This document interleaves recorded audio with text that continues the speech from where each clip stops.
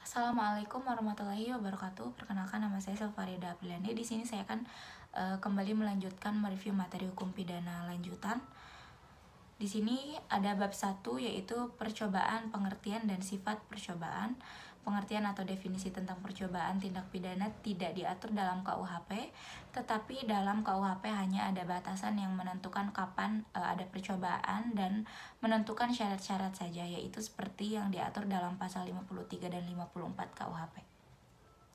Berdasarkan kedua pasal tersebut, maka yang dapat dikenakan sanksi pidana untuk tindak pidana percobaan adalah hanya untuk tindak pidana yang berupa kejahatan yang diatur dalam buku 2 KUHP, sedangkan untuk pelanggaran yang diatur dalam buku 3 KUHP tidak dapat dikenakan sanksi pidana.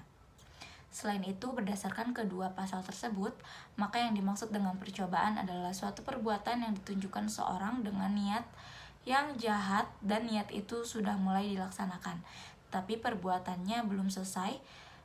Tidak selesainya perbuatan tersebut bukan karena kehendak dari pelaku. Selanjutnya ada sifat percobaan.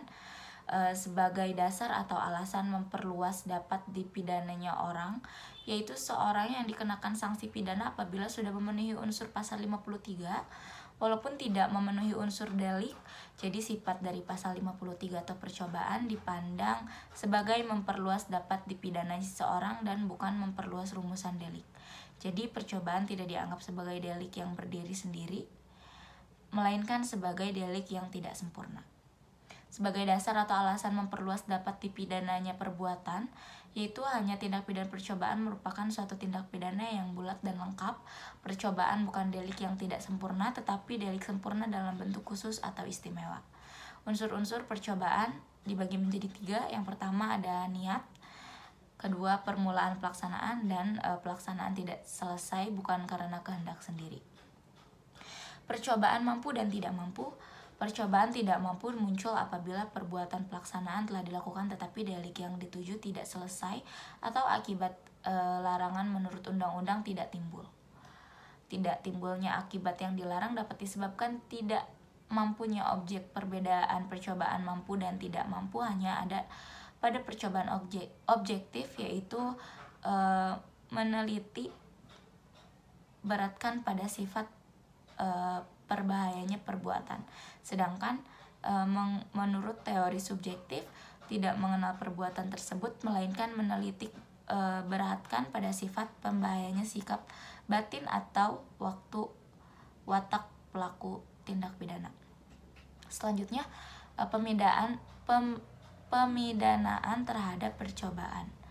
Percobaan terhadap kejahatan diatur dalam pasal 53 ayat 2 KUHP, yaitu memaksimumkan pidana yang dijatuhkan dikurangi sepertiganya. Sedangkan menurut pasal 53 ayat 3 KUHP untuk ancaman pidana mati atau seumur hidup, maka maksimum pidana untuk percobaan adalah 15 tahun.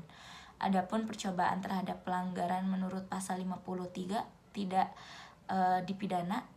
Selain itu ada juga pengecualian terhadap tindak pidana kejahatan yang diatur dalam buku 2 KUHP tetapi tidak dipidananya, yaitu apabila melanggar pasal 184, 302, 351 ayat 5 dan 352 ayat 2 percobaan di luar KUHP.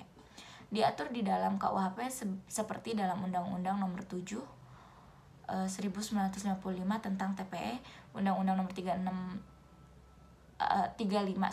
2009 tentang narkotika, Undang-Undang Tindak Pidana Korupsi, dan lain-lain.